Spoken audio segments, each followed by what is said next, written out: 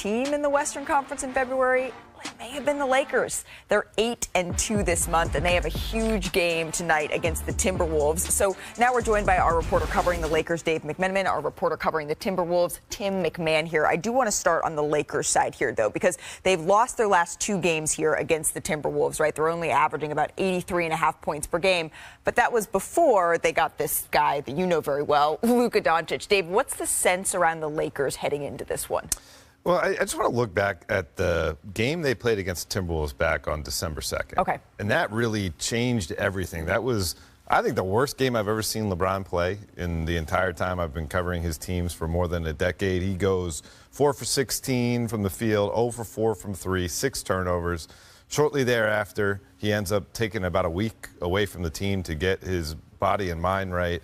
And everything since has been on an upward trajectory to the point where J.J. Redick's talking about LeBron James as being an all-defensive level player this year in year 22.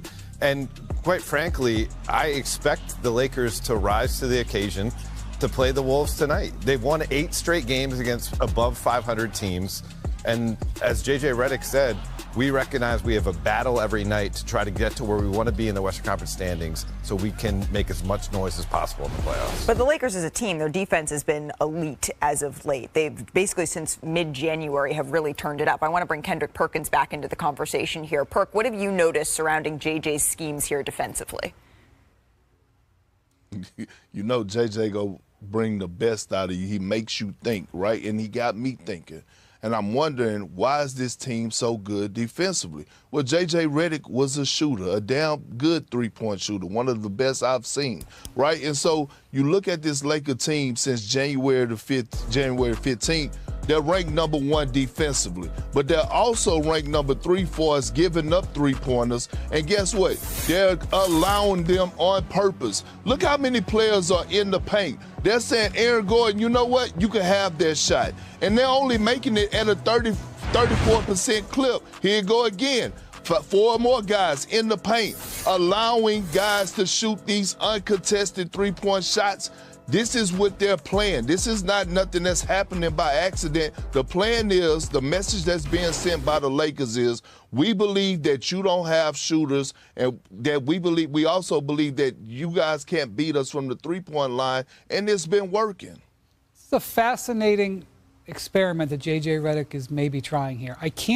I would argue that what's going on with the Lakers defense is one of the most important things to watch the rest of the regular season, because if they can keep this up, and what Perk is describing there is both smoke and mirrors and analytics, if that makes sense, because you're really rolling the dice, allowing open shots like that, but maybe JJ's identified something, that there's too many guys who will take an open 3 when they shouldn't.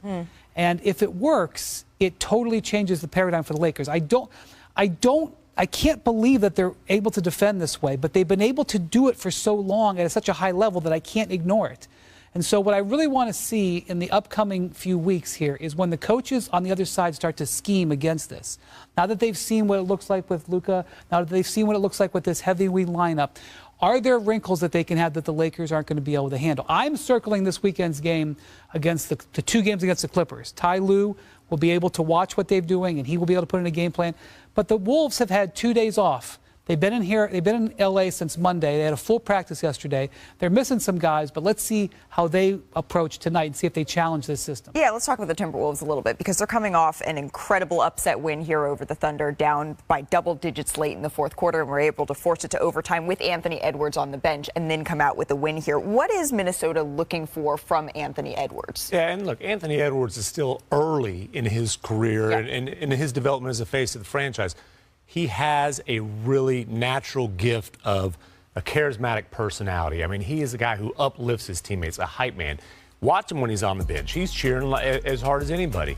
What Chris Finch has challenged Ant to do is to translate that personality into his game. The same way that he empowers his teammates with his voice, do it with your game. And it's things like trust in your teammates. Don't feel like down the stretch in close games you have to be the superhero every single time. A lot of their struggles this year in clutch situations have been because Ant puts on the cape instead of trusting his teammates. I think he's having a little bit of a frustrating season. After last year was such an uplifting and it was all positive, The changes this year without Karl Towns, he's been double-teamed a lot, which he talked about when he talked to you at All-Star. He's talked about a lot of times after games when he gets doubled a lot.